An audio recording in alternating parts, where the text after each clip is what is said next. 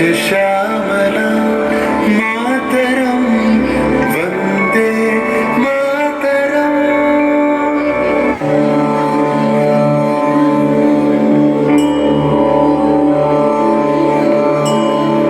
1908 সালের 11ই অগস্ট কিংসফোর্ডে বন্দে মাতরম বলার দোষে যে বালককে বেত মারার হুকুম দিলেন ব্রিটিশ সরকার, তারই পক্ষে দাঁড়িয়ে ক্ষুদিরাম বসু ও প্রফুল্ল চাকি সাহেবের ফিটন গাড়ি লক্ষ্য করে বোমা চালালেন মুজফ্ফরপুরে।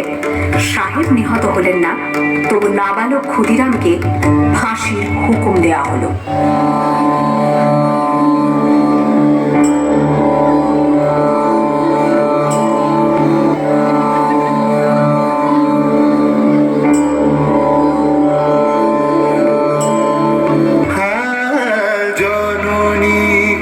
তুলে পক্ষে শান্তনবাস দেহ তুলে চোখে কাঁদিছে তব চরণ তলে ৩০ কোটি নরনারী।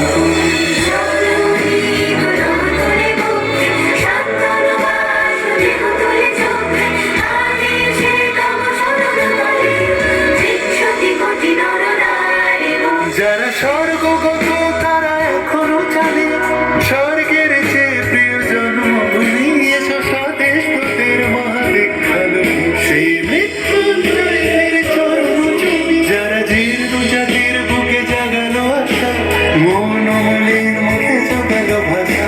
আজি রক্ত কমলি গাথা, আজি রক্ত কমলি গাথা মাল্য খায় বিজয় লক্ষ্মী দেবতাদের কলে। মুক্তির মন্দির শোকাবো ধরে কত প্রাণ হলো বলিদান। লেখা আছে অশ্রু জলে।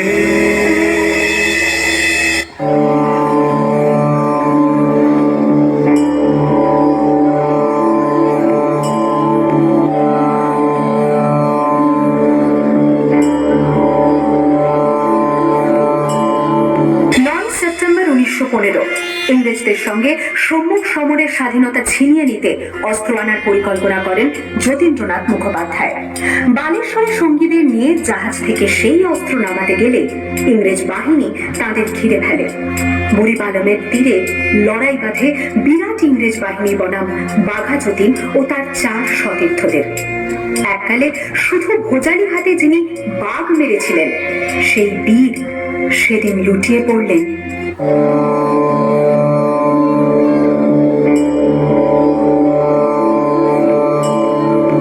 আমি হাসি হাসি পড়ব ফাঁসি, দেখবে ভারতবাসী। ও মা হাসি হাসি পড়ব ফাঁসি, দেখবে ভারতবাসী।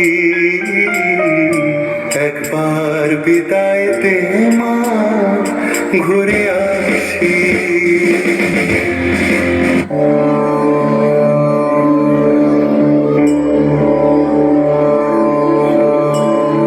18 এপ্রিল 1918 মাস্টারদা সূর্য সেন ও তার 65 জন শিষ্য মিলে পরিকল্পনা করে চট্টগ্রামে ব্রিটিশ পুলিশের অস্ত্রাগার লুট করেন এবং তারপরে লুকিয়ে আশ্রয় নেন জালালাবাদ পাহাড়ে।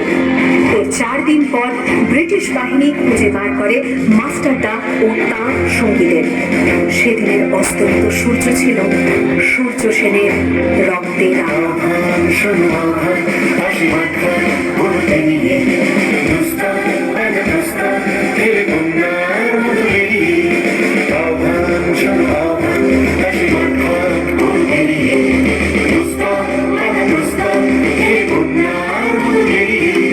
যুগ সঞ্চিত শক্তি দিয়েছে সারা হিমগিরি সম্মতি সূর্যের ইশারা। যাত্রা শুরু হচ্ছে ছুটি দুর্বার দিকে প্রতি মুক্ত শব্দটি।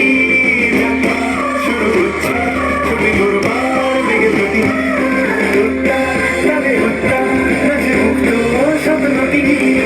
এই শুধু সত্য যে নবপ্রাণী জেগেছে, রণসাজে সেজেছে অধিকার অর্জনে। এই শুধু সত্য যে নবপ্রাণী জেগেছে, রণসাজে সেজেছে অধিকার।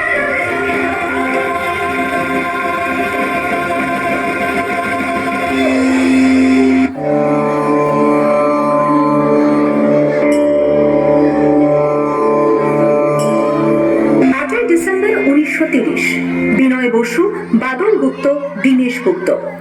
সাহেবের পোশাকে ট্যাক্সি থেকে এসে নামলেন রাইটার্স বিল্ডিং এর সামনে, সোজা উঠে গেলেন দোতলায়। সামনেই সিমসনের ঘর। দ্বাররক্ষীকে ঠেলে ঢুকে গেলেন ভেতরে। বন্দুকের আওয়াজে গর্জে উঠল রাইটার্স। লুটিয়ে পড়লেন সিমসন।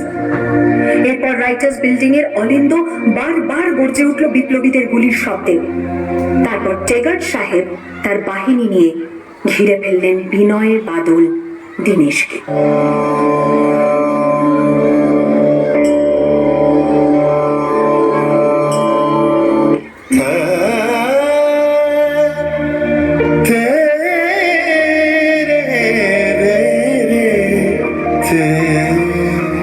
দুর্গম গিরিকান্তার মরুদুস্তর পারাবার হয়ে লঙ্ঘিতে হবে রাত্রি নিশীতে যাত্রীরা হুঁশিয়ার। 24শে সেপ্টেম্বর 1932 মাস্টারদা সূর্য সেনের মধ্যে দীক্ষিত প্রীতিলতা ওয়াদেদার 15 জন সশস্ত্র বিপ্লবীকে নিয়ে পাহাড়তলি ইউরোপিয়ান ক্লাব আক্রমণ করে আগুন ধরিয়ে দিলেন। ভারতীয় ইতিহাসের স্বাভিমানী মহারানীদের মতো নিজের আত্মমর্যাদা অক্ষুণ্ণ রাখতে সেদিন প্রীতিলতা ওয়াদেদার পটাশিয়াম সায়ানাইড খেয়েছিলেন ব্রিটিশ পুলিশদের সামনে।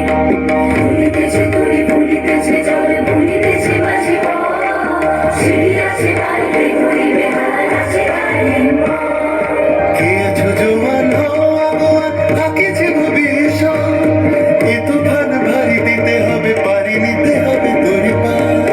দুর্গম গিরিকান্তার মরুদুস্তর পারাবার হয়ে লঙ্ঘিতে হবে রাত্রি নিশীতে যাত্রীরা হুঁশিয়ার। 29শে সেপ্টেম্বর 1942 তমলুকের মাটিতে কয়েক হাজার ভারতীয়কে নিয়ে যিনি পুলিশ স্টেশন ঘেরাও করার লক্ষ্যে হেঁটেছিলেন, সেই সত্তরোর্ধ্ব মাতঙ্গিনী হাজরা পুলিশের নির্মম গুলিচালনা ও লাঠিচার্জ সত্ত্বেও তার হাতের পতাকাটি মাটিতে লুটোতে দেননি।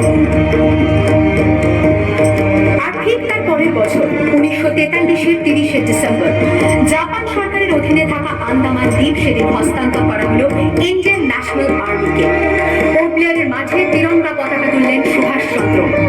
এটাই স্বাধীন ভারতের মাটিতে প্রথম তেরঙ্গা ঝান্ডা। আইএনএর commander in chief Subhashchandra Bose হলেন ভারত, যাকে স্বীকৃতি দিয়েছিল 18টি দেশ।